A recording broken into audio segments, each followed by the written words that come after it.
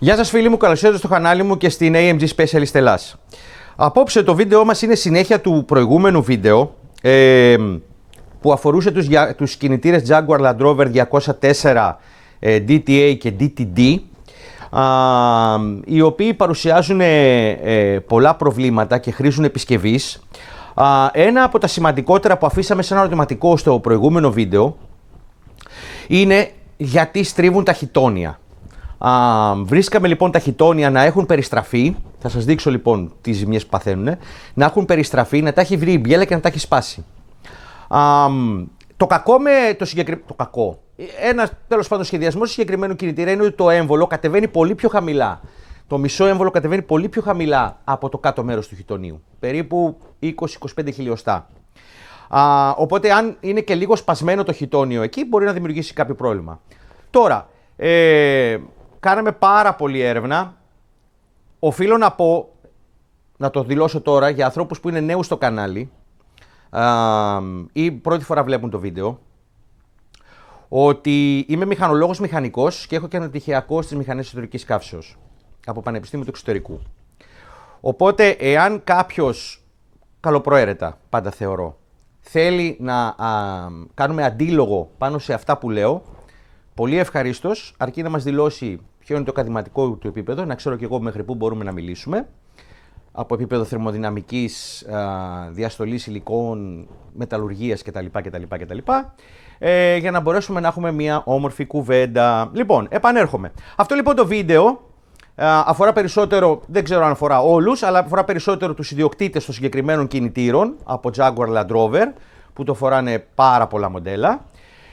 Και θα πάνε να επισκευάσουν το μοτέρ τους, γιατί η αντιπροσωπεία λέει ότι δεν επισκευάζεται. Προφανώς, εάν δεν έχουν ανακαλύψει αυτά που ανακαλύψαμε εμείς εδώ, ναι, δεν επισκευάζεται γιατί είναι επίφοβο. Λοιπόν, αυτό λοιπόν που ήθελα να πω είναι ότι αυτό που μας έτρωγε και εμένα και πάνω τα παιδιά στο μηχανουργείο, που με βοηθάνε στο να κάνουμε συναρμογές νέων χιτονίων κτλ. Το οποίο εμείς δεν έχουμε τέτοιες δυνατότητες. Αυτά τα κάνει το μηχανουργείο. Έτσι. Εμείς απλά μας έρχεται η μηχανή μηχανουργικά κατεργασμένη και εμείς κάνουμε όλη τη συναρμολόγηση in-house. Εδώ. Τα πάντα γίνονται εδώ. Μέσα στο δικό μας συνεργείο. Δεν τα κάνει το μηχανουργείο. Όπως κάνουν άλλα συνεργεία. Δηλαδή δίνουν τη μηχανή στο μηχανουργείο και τους τη δίνει έτοιμη. Αυτό εμείς δεν το κάνουμε. Εμείς με το μηχανουργείο πάνω τα Μεσόγεια. Έχουμε πει θα κάνουμε όλες τις μηχανολογικές κατεργασίες που δεν μπορούμε, έχουν τις εργαλειομηχανές, τις ειδικές εργαλειομηχανές να τα κάνει το ρεκτιφιέ, και εμείς εδώ θα κάνουμε τη συναρμολόγηση ώστε να ξέρουμε τις ανοχές που θα δώσουμε, αλλά αυτά τα ξέρουμε πριν, γιατί τα έχουμε συνοηθεί εμείς με το μηχανολογείο, γιατί μετράμε. Τέλος πάντων, να δούμε τις ανοχές, τα plastic gauge, τα κουζινέτα πώς κάθονται, να κάνουμε ευθυγράμμιση τροφάλων, τα έχουμε κάνει σε άλλα βίντεο. Λοιπόν, οπότε αυτό το βίντεο αφορά περισσότερο τους ιδιοκτήτες για να ξέρουν τι επίφοβο υπάρχει.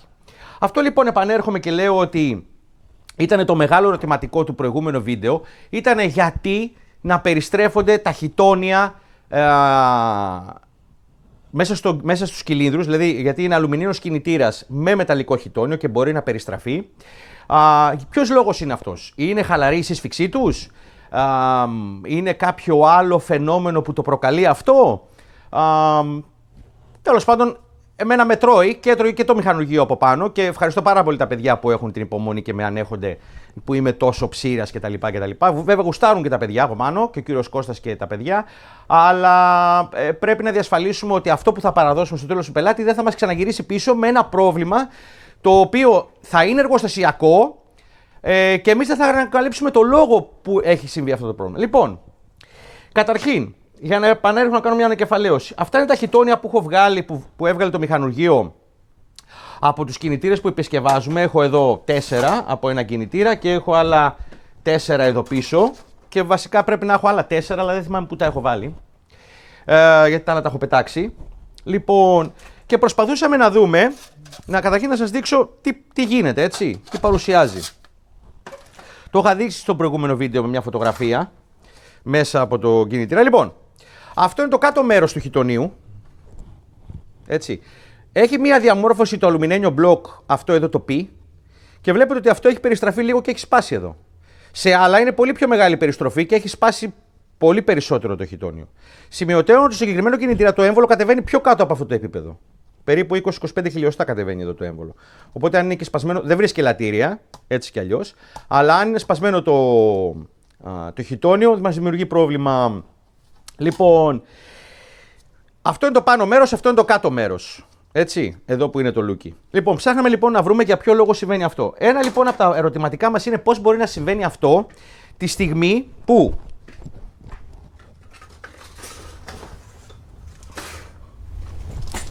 οι φλάτζες τους, οι εργοστασιακές τους φλάτζες, λοιπόν, είναι μία από αυτές, μία χρησιμοποιημένη, έχουν ρίκνωση εδώ. Λοιπόν, αυτό, δηλαδή είναι σαν γρανάζι, έτσι, είναι ρικνωτό, είναι κυματοειδής. Αυτό λοιπόν το κυματοειδές πατάει ελαφρώς και το χιτόνιο. Πατάει περισσότερο το αλουμίνιο, το deck δηλαδή του κινητήρα που λέμε, αλλά πατάει και το χιτόνιο. Τι διαπιστώσαμε λοιπόν εμείς? Μακροσκοπικά το είδαμε, έτσι.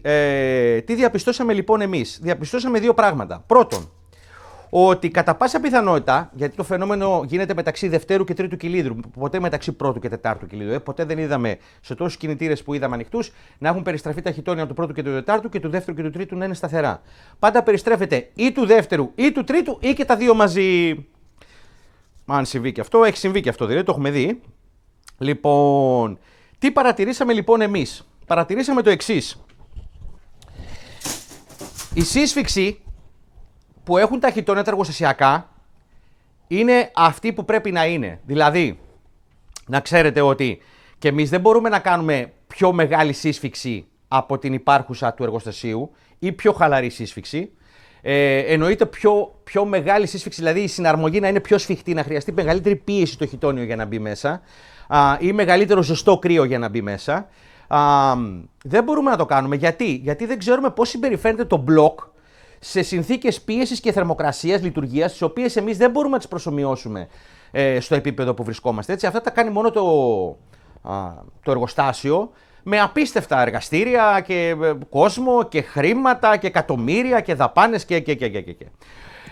Αλλά για να λύσεις ένα πρόβλημα, πάντα πρέπει να ξεκινήσεις να βρεις την αιτία του προβλήματος. Βλέπεις το πρόβλημα μπροστά σου, αλλά πρέπει να βρεις την αιτία για να δώσεις τη λύση. Αν δεν βρεις την αιτία που συμβαίνει αυτό, δεν μπορεί να δώσεις και τη λύση.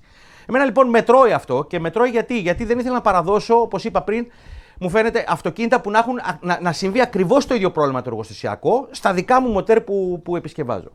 Αυτό λοιπόν που διαπιστώσαμε είναι ότι όσα χιτόνια μεταξύ δευτέρου και τρίτου έχουν περιστραφεί, όπως έχει γίνει σε αυτό εδώ, και είναι και σπασμένο, βλέπετε πόσο σπασμένο είναι εδώ, έτσι. Παρατηρείτε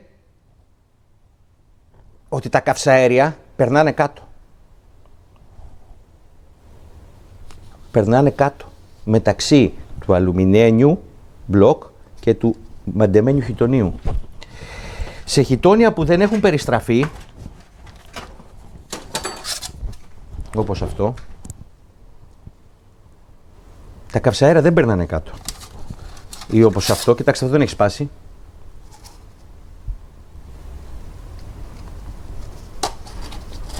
Ούτε αυτό. Όσα όμως, κοιτάξτε πώς έχει γίνει αυτό. Αυτό το κατέβαζε και το σπάγε κιόλας. Το σπάγε όσο κατέβαινε. Κοιτάξτε πόσο καυσαέρα έχει κατέβει κάτω, έχει μαυρίσει. Λοιπόν, τι συμβαίνει λοιπόν? Και ποια λύση? Τη λύση δεν θα σας την αποκαλύψω. Αυτή θα μείνει in-house γιατί είναι δικιά μας πραγματικά έρευνα. Και κοιτάξτε και αυτό παραδείγματος χάρη.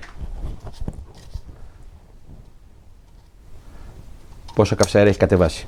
Λοιπόν, γιατί εάν κάποιος έξυπνος πάει και κάνει μεγαλύτερη σύσφυξη σε αυτό το μπλοκ, δηλαδή τα βάλει τα χιτόνια πιο σφιχτά ή τολμήσει και βάλει κόλλα χιτονίων, τότε είναι που την έχει πατήσει 100%. Δεν θα το αποκαλύψω το λόγο που θα την έχει πατήσει, θα το βρει εκείνος μπροστά του. Λοιπόν, που θα αποφασίσει να βάλει κόλλα σε αυτά τα χιτόνια.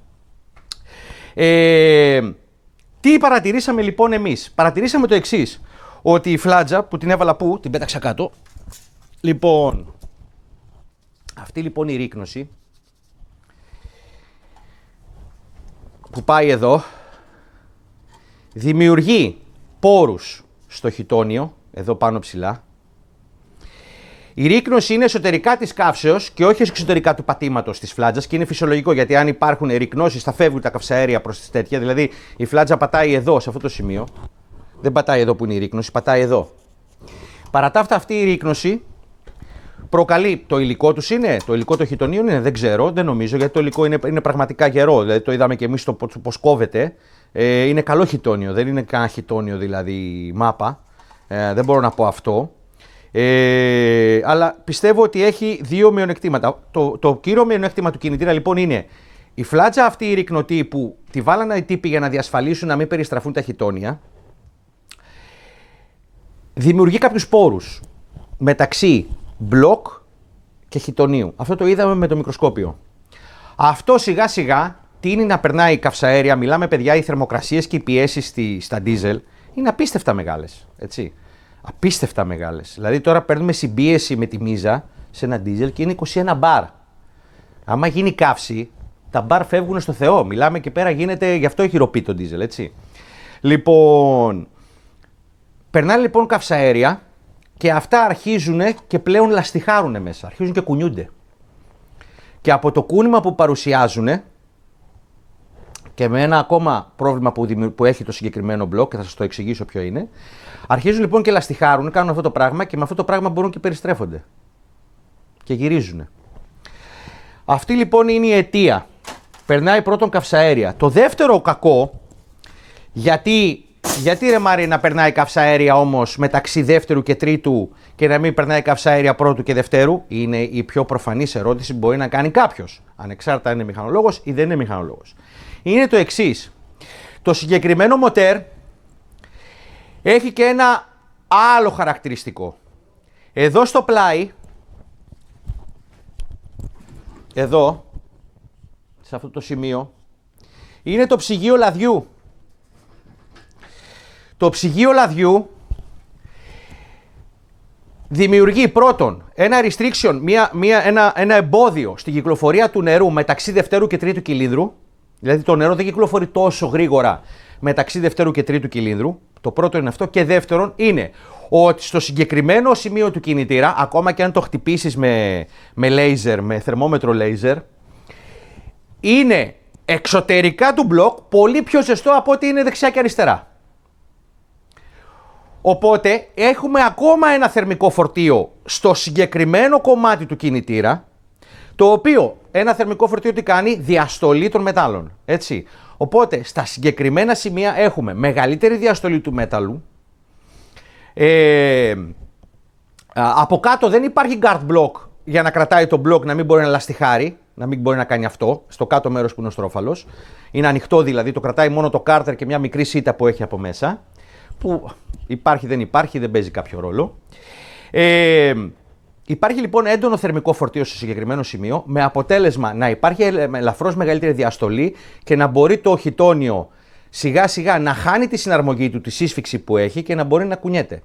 Αυτό, όπως αντιλαμβάνεστε, δεν συμβαίνει σε 2.000 χιλιόμετρα και 3.000 και 4.000 χιλιόμετρα. Θέλει χιλιόμετρα το αυτοκίνητο για να συμβεί, έτσι. Και σε συνθήκες όπου είναι ένα τέτοιο μοτέρ, 241 άλογα, το οποίο είναι φορεμένο σε ένα αμάξι που είναι περίπου 2 τόνους, 2,5 τόνους είναι τίποτα, 2,5 τόνους και πάνω, και άμα μπουν και 5 άτομα μέσα και βάλουν και αποσκευές και σύρουν και ένα φουσκωτό από πίσω, που μπορεί να άνετα να το κάνει, γιατί το παίρνει κάποιος ένα Discovery και ένα Range Rover και ένα Evoque και ένα F-Pace και ένα τέτοιο, έτσι, για αυτούς τους λόγους το παίρνει. Λοιπόν, αντιλαμβάνεστε τι ζόρι τραβάει ο κινητήρας εκείνη τη στιγμή. Σημειωτέων ότι 200, αυτό δεν συμβαίνει βέβαια στους DT-Α που είναι 241 άλογα, συμβαίνει και στους DTD κινητήρες που είναι 150 και 180 άλογα. Τώρα, εγώ και το Rectifier Μεσόγεια από πάνω το μελετήσαμε πάρα πολύ, γιατί υπάρχουν πάρα πολλοί περιορισμοί στο πώς μπορείς να ασφαλίσεις ένα χιτώνιο χωρίς κόλλα. Μην τολμήσει κάποιος να βάλει κόλλα, θα μπλέξει πάρα πολύ άσχημα. Θα μπλέξει πραγματικά πάρα πολύ άσχημα. Λοιπόν, αν βάλει κόλλα χιτωνίων. Βρήκαμε τον τρόπο να το διασφαλίσουμε αυτό να μην περιστρέφεται με κανένα άλογο, ανεξάρτητα εάν θα χαλάσει η συναρμογή λόγω θερμοκρασιών. Διατηρήσαμε την εργοστασιακή συναρμογή γιατί δεν ξέραμε πώς μπορεί να συμπεριφερθεί το μπλοκ στην περίπτωση που πάμε να πρεσάρουμε κάτι πάρα πολύ σφιχτά μέσα, με πάρα πολύ μεγάλη διαστολή, να ζεστάνουμε πάρα πολύ το μπλοκ, να παγώσουμε αυτά στο άζωτο, να τα ρίξουμε μέσα. Όταν αυτό θα αρχίσει να μαζεύει πλέον το μπλοκ, μην μας κάνει κανένα κρακ κάπου, που μπορεί να είναι πιθανόν γιατί και τα τυχώματά του σε μερικά σημεία που είναι τα λούκια του νερού δεν είναι αρκετά μεγάλα και δεν ξέρουμε και τι παραμόρφωση μπορεί να προκαλέσει γενικά στον deck όλο. Έτσι. Δηλαδή, σκεφτείτε τώρα ότι ζεσταίνω ένα μπλοκ που έχει μία μάζα 50 κιλά, δεν είναι 50 κιλά, είναι 45 κιλά, γιατί το παίρνω εύκολα. Λοιπόν, κάπου 45 κιλά είναι, γιατί το σηκώνω για πλάκα. Λοιπόν, το έχουμε ζεστάνει αυτό, το έχουμε διασταλεί και το έχουμε περάσει μέσα 4 κολόνες τέτοιες, οι οποίες είναι άλλο υλικό και δεν συμπεριφέρεται με την ίδια διαστολή συστολή που συμπεριφέρεται το αλουμίνιο. Όταν λοιπόν αυτό θα αρχίσει να συρρυκνώνεται και πάει να βρει αυτές τις κολόνες, τι τραβήγματα μπορεί να παρουσιάσει και πού. Και αυτά τα τραβήγματα μπορεί να μας τα βγάλει κάτω στο στρόφαλο. Και εμείς να μην μπορούμε να ζυγιάσουμε το στρόφαλο για κανένα λόγο. Οπότε βρήκαμε τρόπο να ασφαλιστούν αυτά χωρίς να κινδυνεύουμε να έχουμε καμία παρενέργεια στο μοτέρ. Και πραγματικά είμαι χαρούμενος και ήθελα να το μοιραστώ αυτό μαζί σας, γιατί πάντα όσοι με παρακολουθείτε από παλιά ξέρετε ότι αυτό είναι που με γοητεύει στη δουλειά μου. Δεν είναι να κάνουμε μετατροπές, τουρμπίνες, αυτό, κεντροφόρους, αυτά τα κάνουν όλοι. Τα παίρνετε έτοιμα, τα μπουνάτε πάνω και το παίζετε όλοι μας story. Λοιπόν, και μετά σπάνε κιόλας. Λοιπόν, τουλάχιστον εμείς αν σπάσουμε μοτέρ έχουμε τα κότσια να το πληρώσουμε κιόλας. Αυτά λοιπόν ήθελα να πω, για να μην μακρηγορήσω, είναι κάτι το οποίο είχε μείνει σαν εκκρεμότητα από το προηγούμενο βίντεο. Για τα χιτόνια, γιατί στρίβουν τα χιτόνια. Τα χιτόνια λοιπόν στρίβουν από υψηλές θερμοκρασίες που παρουσιάζει στο μπλοκ στο μεσαίο τμήμα του, πολύ υψηλές από ό,τι σε σχέση με τις ακριανές. Αυτό όποιος είναι μηχανικός μπορεί να το δει από ποια μεριά έρχονται τα νερά, πώς κυκλοφορούν τα νερά, πώς φεύγουν τα νερά από το μπλοκ. Αυτό λοιπόν είναι το πρόβλημα και πρέπει τώρα το κάθε μαγαζί το οποίο, εγώ σας έδωσα την πληροφορία, το κάθε μαγαζί που πιστεύει ότι μπορεί να τα επισκευάσει αυτά τα μοτέρ, να βρει τον τρόπο να ασφαλίσει και τα χιτόνια του, γιατί όσοι έχετε κατασκευάσει μοτέρ και δεν έχετε ασφαλίσει χιτόνια, καλό είναι να μην κοιμάστε ήσυχοι. Σίγουρα θα σας ξαναστρίψουν τα χιτόνια. Για πλάκα όμως θα ξαναστρίψουν τα χιτόνια. Όχι αμέσως, αλλά θα ξαναστρίψουν τα χιτόνια. Βέβαια, μπορεί να μου πεις εσύ, άμα στα 50.000 χιλιόμετρα στρίψουν τα χιτόνια, τι με νοιάζει εμένα και τι μπορεί να μου πει ο ιδιοκτήτης μαζί σας. Εγώ δεν είμαι αυτής της λογικής. Εγώ δεν φτιάχνω μοτέρ για 50 και 30.000 χιλιόμετρα, φτιάχνω μοτέρ για μια ζωή. Λοιπόν, αυτά είχα να σας πω. Σας ευχαριστώ πάρα πολύ για το χρόνο σας, για τα σχόλιά σας. Μην ξεχνάτε να γράφετε σχόλια, να κάνετε like και να κάνετε subscribe. Αν σας άρεσε αυτό το βίντεο, κάντε κοινοποίηση.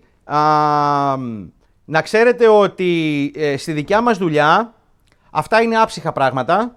Πάντα υπάρχουν λύσεις, αρκεί να βρεις τις αιτίες. Και αρκεί να έχεις και το υπόβαθρο, το θεωρητικό, να δεις πώς μπορείς να λύσεις τα προβλήματα που σου σκάνε. Λοιπόν, αυτά είχα να σας πω και θα τα πούμε στο επόμενο βίντεο. Μικρό βίντεο, καλό, μικρό, αλλά θα τα πούμε στο επόμενο βίντεο.